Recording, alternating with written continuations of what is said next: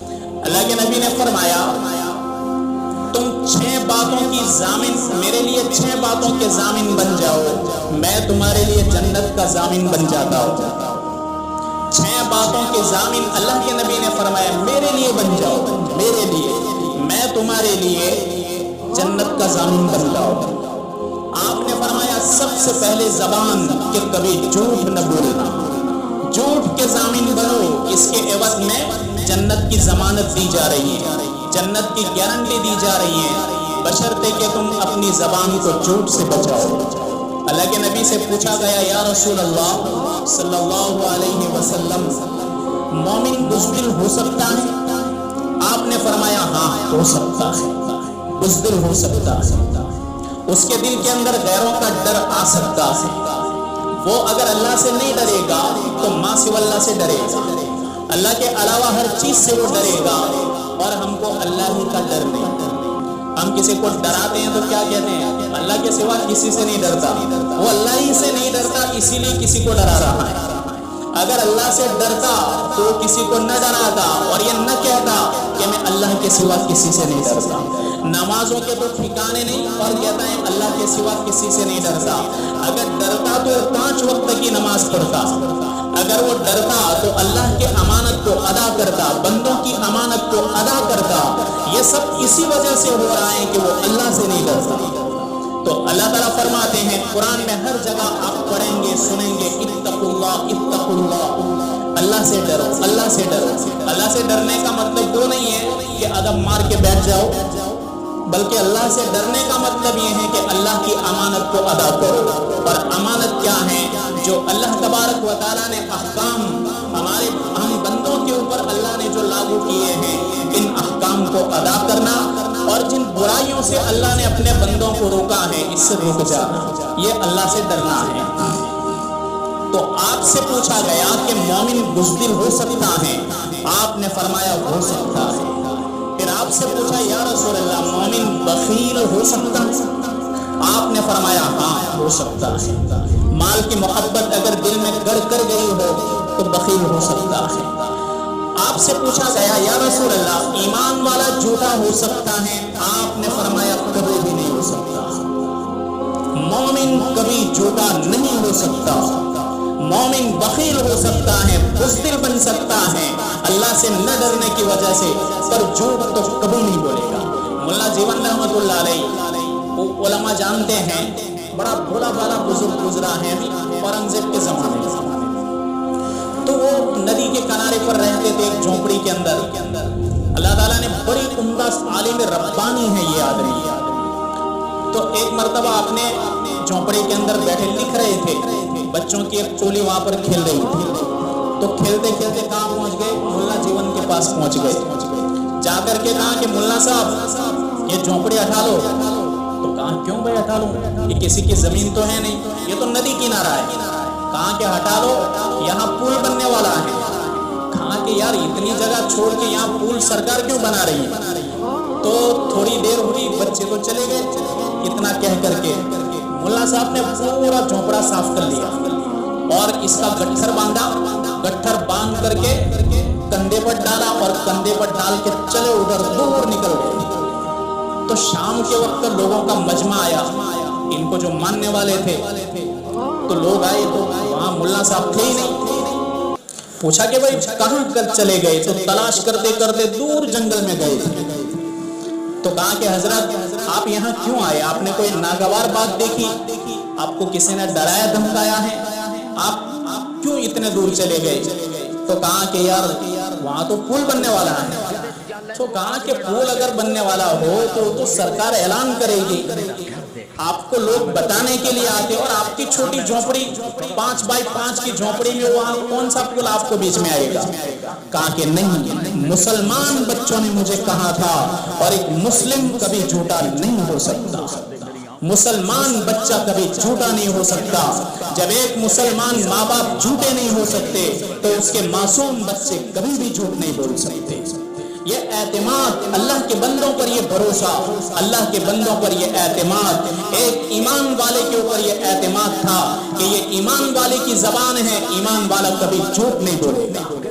اور آج ہم نے ایمان کا اور اسلام کا اتنا خراب حلیہ بگاڑ دیا ہے، جھوٹ بول بول بول کر کے، کہ آج غیروں کا ہمارے اوپر اعتماد ہی نہیں، کوئی بھروسہ نہیں۔ پرانے دور کے اندر مغلوں کے زمانے میں غیر مسلم اپنی جوان بیٹیوں کو مسلمانوں کے گھروں کے اندر چھوڑ کے جاتے تھے، سونے اور چاندی کے بنڈل اور زیورات اور سکے خزانہ ایمان والے کے گھر میں رکھ کر کے جاتے تھے۔ برہمن لوگ اس زمانے میں، برہمن آریہ سماج لوگ جو کسی پر بھروسہ نہ کرے، وہ ایک ایمان والے پر بھروسہ کرتے تھے اور کہتے تھے کہ ہاں اگر کہیں پر امانت کو ادا کرنا ہے تو ایمان والے کے گھر ہی ہو سکتا ہے۔ ایک جوان لڑکی کی اگر عزت محفوظ رہ سکتی ہے تو ایک ایمان والے کے گھر کے اندر رہ سکتی ہے، اور بن لکھے کوئی لکھت نہیں، ویسے ہی خزانہ اگر کوئی ادا کرے گا، اپنے دل دماغ کو نہیں بگاڑے گا ہمارے خزانے پر، تو یہ ایمان والا ہی کر سکتا ہے۔ یہ ہمارے بزرگوں نے اور ہمارے نیک ایمان والوں نے یہ اسلام کا ایک نقشہ پیش کیا تھا، اور ایک ہم پیش کر رہے ہیں۔ ابھی قریب زمانے میں ایک رسالے کے اندر میں نے ایک بات پڑھی تھی، یورپ کے اندر، غالباً برطانیہ کے اندر، ایک مسلمان اور ایک عیسائی دونوں پارٹنرشپ میں کاروبار کرنے لگے۔ اب پارٹنرشپ کے اندر جب شروع کیا تو برکت بہت زیادہ ہو گئی، یہاں تک کہ تھوڑی سی مونڈی تھی ان کی تو لاکھوں روپے کے مالک بن گئے، کروڑوں روپے کے پاؤنڈ ان کے پاس آ گئے۔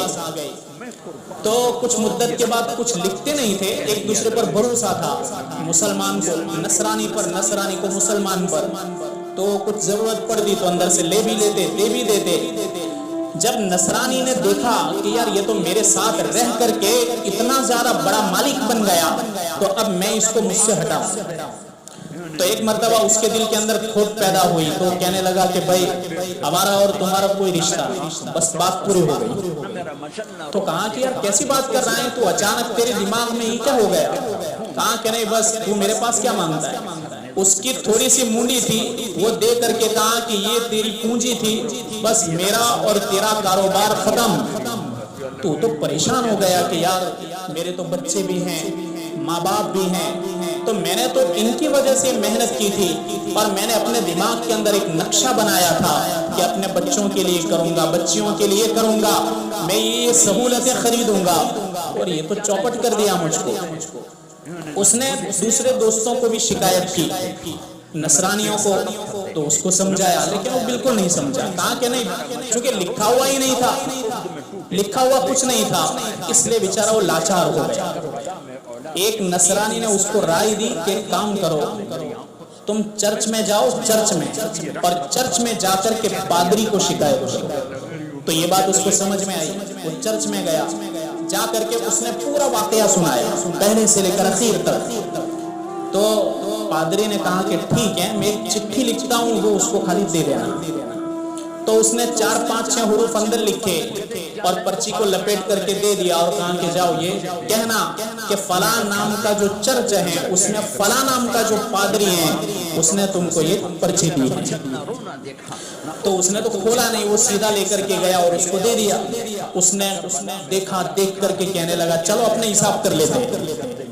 بیٹھ گئے، کہا کہ جو بھی تم مانگے وہ تیرا، اور جو رہ جائے وہ میرا۔ ابھی تک تو انکار کر رہا تھا، اور وہ کیا کہہ رہا ہے، جو بھی تجھ کو سمجھ میں آوے، تجھے جو یاد پڑتا ہو، اور جو میں بھول گیا ہوں، اور تیرا جہاں جہاں حق بنتا ہو، یہ سب تو لکھوا لے، میں ابھی دے دیتا ہوں۔ تو کہا کہ بھائی وہ بعد میں، لیکن اندر لکھا کیا ہے، پرچی میں کیا لکھا ہے؟ کہا کہ اس میں تو کچھ نہیں لکھا، اس میں خالی یہ لکھا ہے تو بھی مسلمان بن گیا۔ کیا تو مسلمان بن گیا، جھوٹا بن گیا، دھوکے باز بن گیا؟ یہ تو مسلمانوں کا شیوا ہوتا ہے، نصرانیوں کا نہیں ہوگا، اور کھرے کر نہیں ہے۔ آج یورپ اللہ کا نافرمان ہے، لیکن پھر بھی اس نے کمندے منگل تک ڈال رکھی ہے، اور اب مریخ پر جانے کی کوشش کر رہا ہے، اور زمین کی تہ تک پہنچ گیا، اور اپنی اکنومی کنڈیشن مضبوط کر لی۔ کیوں؟ سرور کونین کی تعلیمات پر وہ لوگ چل رہے ہیں۔ یہ تو آپ کا لایا ہوا دین ہے، کوئی بھی چلے کامیاب ہوگا۔ مسلمان لے کر چلے گا، اپنی زندگی میں لائے گا تو وہ بھی کامیاب۔ ایک غیر مسلم ہے، ہندو ہیں، اللہ کے نبی کے اخلاق کو لے کر کے اور آپ نے جو کاروبار کے طور طریق بتلائے ہیں ان کو لے کر وہ چلیں گے، مارکیٹ میں وہ اخلاق لے کر آئیں گے، گلی کوچوں میں لے کر آئیں گے، دکانوں میں لے کر آئیں گے، تو معاشرے میں لے کر کے آئیں گے تو وہ بھی کامیاب ہو جائیں گے۔ تو یہ نبی کریم صلی اللہ علیہ وسلم کا لایا ہوا پاک طریقہ ہے، یہ ہماری زندگیوں سے نکلا، اس لیے ہم سب جھوٹے بن گئے۔ اور جھوٹ اتنا عام، اور آدمی جھوٹ کیوں بولتا ہے؟ اپنے فائدے کے لیے۔ اللہ کے نبی نے فائدہ کیا بتلایا، جھوٹ کا نقصان کیا بتلایا؟ الکذب ینقص الرزق، اگر تم نے کاروبار کے اندر جھوٹ بولا تو تمہارا رزق اللہ تعالیٰ ختم کر دے گا۔ اگر تم یہ سمجھو کہ جھوٹ بول کر کے میں کامیاب ہو جاؤں گا، اللہ کے نبی نے فرمایا الصدق ینجی والکذب یہلک، جھوٹ تمہیں ہلاک کر دے گا، جھوٹ تمہیں نہیں بچا سکتا۔ سچائی کے ساتھ اگر تم بات پیش کرو گے تو وقتی طور پر دکھائی دینے میں تمہاری ہار نظر آئے گی، لیکن اللہ تعالیٰ اس کے صدقے طفیل تمہیں جنت کے اندر بہترین نعمت عطا فرمائے گا۔ تو آپ نے کیا فرمایا؟ سب سے پہلی بات جھوٹ نہ بولو، 6 باتوں کی ضامن بن جاؤ، میں تمہارے لیے جنت کا ضامن ہوں۔ اس میں سب سے پہلی بات اہل دل، اہل نظر، اہل علم، اہل نبی، اہل دل، اہل نظر، اہل علم، اہل نبی، ان کے حد